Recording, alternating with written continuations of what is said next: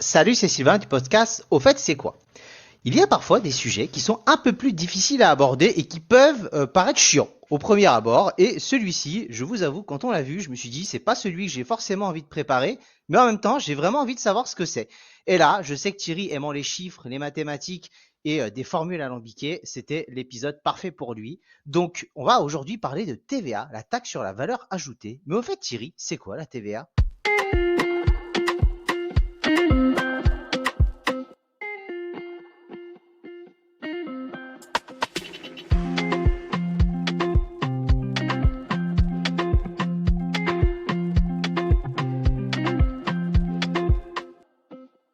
Salut Sylvain, salut tout le monde. Alors effectivement, bah oui, j'ai choisi un sujet chiant parce qu'il n'y a pas de raison. On va pas toujours faire des trucs marrants comme le tchoukball ou ce genre de choses.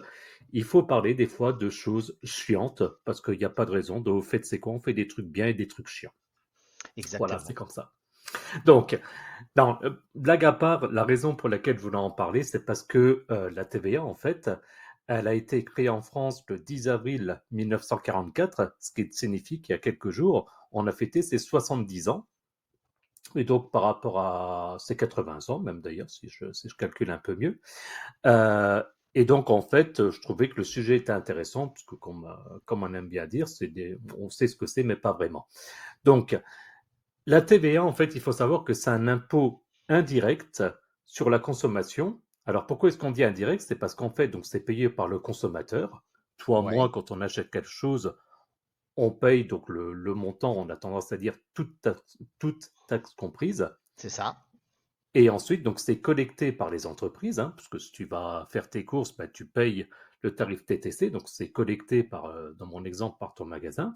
Et ensuite, c'est l'entreprise en question, donc le magasin, qui reverse le montant de la TVA à l'État. Donc c'est pour ça qu'on parle d'un impôt indirect. Les impôts directs sont ceux que tu payes directement. On pourrait penser par exemple pour les propriétaires à la taxe foncière. D'accord. De toute façon, c'est un thème qu'on entend parler quasiment tous les jours, hein, de toute façon.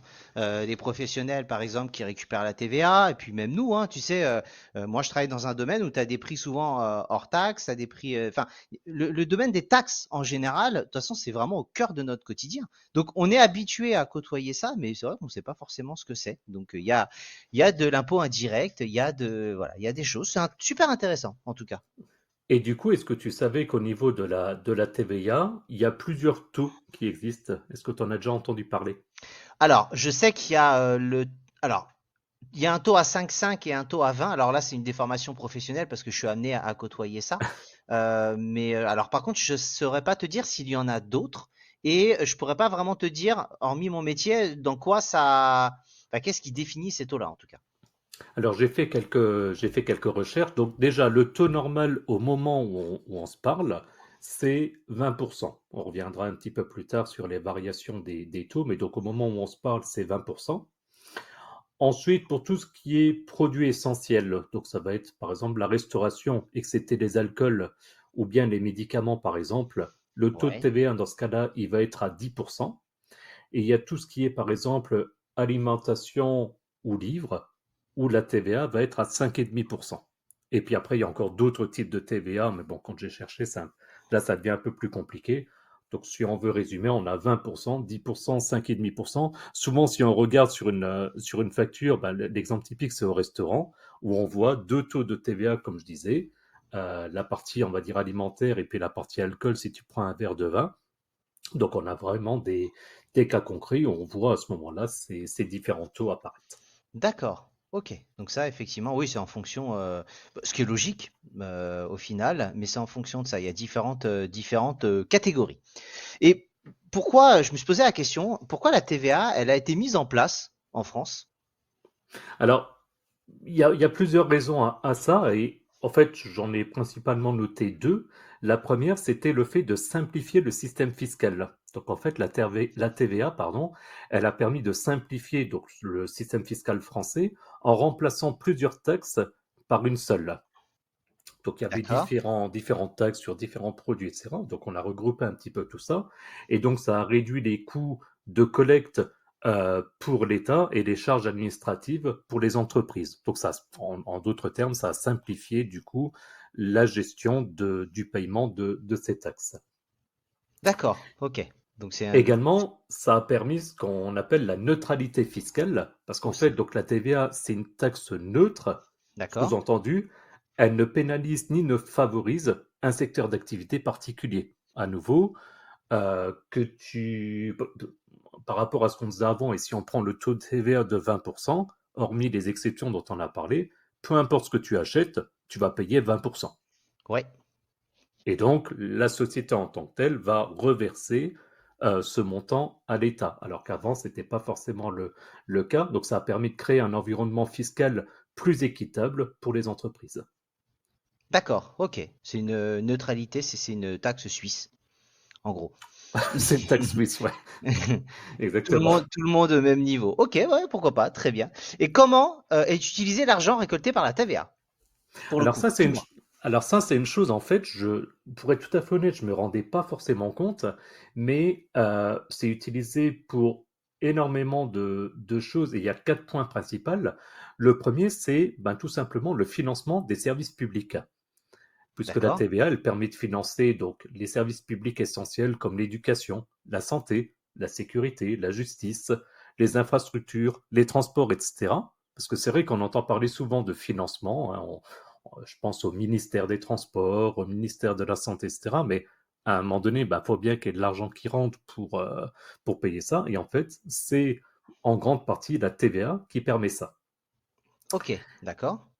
Également, l'autre partie qui est entre guillemets l'inverse, c'est ce qu'on appelle la redistribution, parce qu'il y a une partie des recettes de la TVA qui est utilisée pour financer la redistribution sociale sous forme de prestations sociales et par exemple les aides au logement, hein, les APL, etc.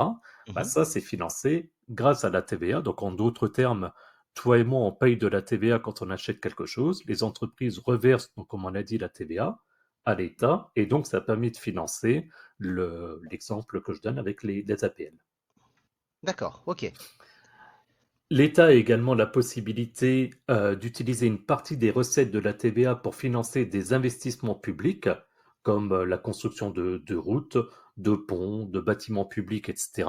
Ouais, qui coûte très cher. Donc, effectivement, ça permet d'avoir quand même une manne financière qui permet à notre pays de pouvoir se rénover, en tout cas, ou améliorer les conditions générales. D'améliorer les conditions et à Mm. nouveau de manière. Alors, la notion d'équité, bon, évidemment, c'est toujours discutable. On aura toujours quelqu'un qui, et à juste titre, qui dira oui, mais ma région, mon département, ma commune est plus ou moins bien traitée par rapport aux autres. Mais c'est l'idée globale. Et ça évite justement qu'il y ait des financements par région, par département ou ce genre de choses. D'accord, ok.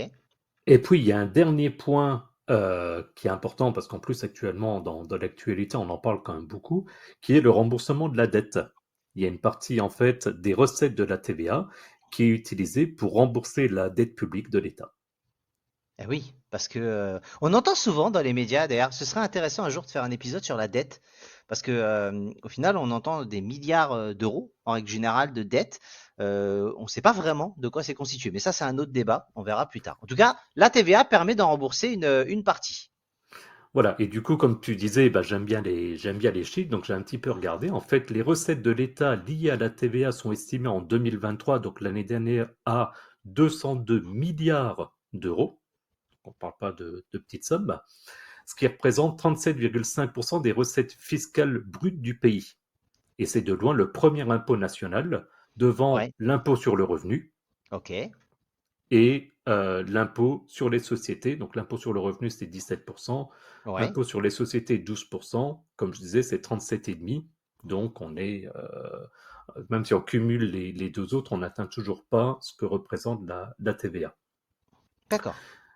Et donc, on pourrait se poser la question, se dire, OK, mais donc, s'il n'y a pas de TVA, et souvent, on entend souvent les gens râler en disant, ouais, mais non, moi, je suis pas d'accord de payer la TVA, etc.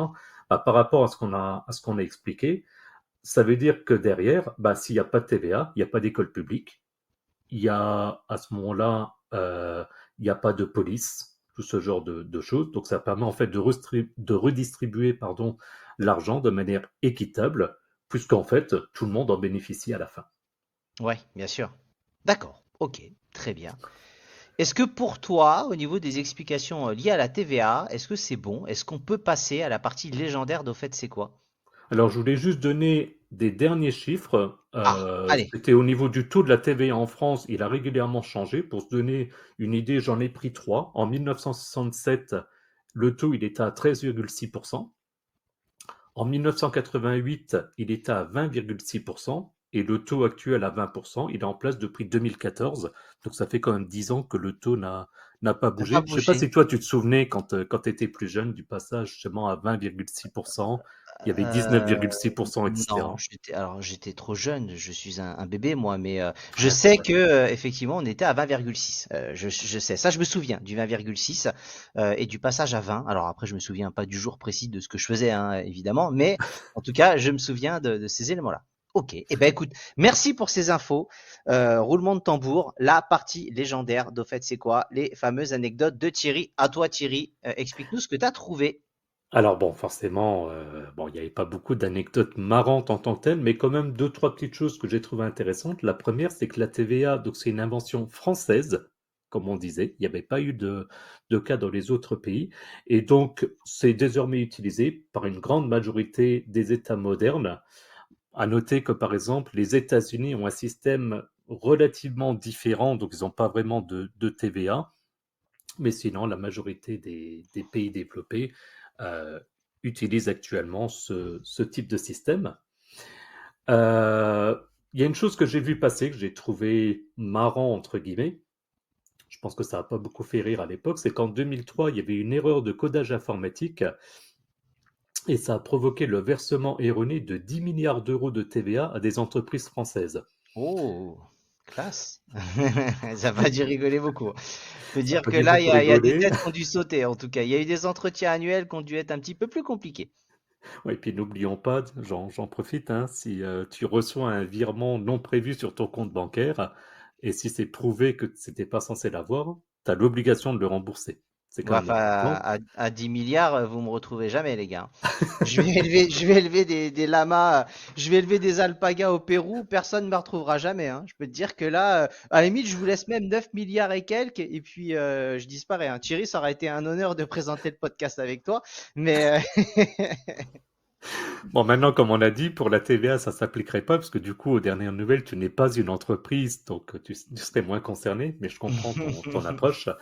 Donc cette erreur, évidemment, a été découverte, mais malheureusement plusieurs mois après, et l'État a dû mettre en place un plan de récupération des sommes versées par erreur, parce ok, que forcément, quand c'est plusieurs mois, tu peux pas, dans la bien foulée, dire sûr. aux Ah oui, entreprises, oui, oh, au oui, oui. fait, voilà, Ouais, bien avec sûr. ton travail, tu le vis aussi, on en parle des fois en privé.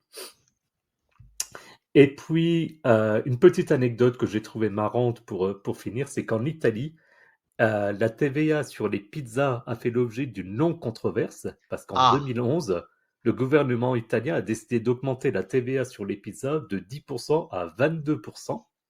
ouais, sacré hausse sur la pizza, vu Il fait plus l'intérêt que en plus. doubler. Donc, ce qui a provoqué la colère des pizzaiolos et des consommateurs. Et bien, figure-toi que finalement, le gouvernement a été contraint de revenir sur cette mesure et donc a remis le taux à 10%. La fameuse bataille de la pizza italienne. Donc, C'est beau, hein? ok, très bien. Très bien. Bah écoute, est-ce que tu as d'autres anecdotes, Thierry? Non, pour ça, c'est bon. J'en ai pas trouvé d'autres croustillantes, malheureusement. Maintenant, si nos auditeurs ont quelque chose en tête, qu'ils n'hésitent pas à nous les faire remonter, ça permettra justement de faire le lien vers la partie post-générique pour savoir comment nous contacter. Ok, très bien. Et ben en tout cas, merci à tous de votre attention et de nous avoir suivis. Rendez-vous après le générique pour différentes infos complémentaires.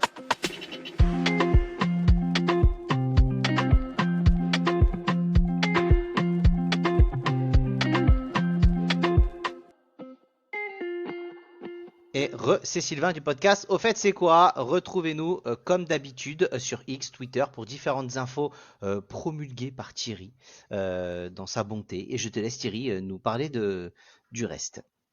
Voilà, vous pouvez également en fait vous rendre sur notre site internet pardon, www.auffaitcestquoi.fr et à ce moment-là, vous pourrez retrouver les liens de notre podcast en fonction de votre application préférée. Également le lien vers notre chaîne YouTube. On commence à avoir quelques abonnés, ça fait plaisir. Laissez d'ailleurs des commentaires. Et puis donc, comme tu disais Sylvain, notre compte X, anciennement Twitter. Et puis également, n'hésitez pas à consulter les notes de l'épisode pour obtenir également des liens vers notre page Patreon si vous souhaitez nous soutenir financièrement. Et puis notre serveur Discord, pardon, pour discuter entre vous et avec nous. Merci à tous et à plus dans le bus. À bientôt, salut!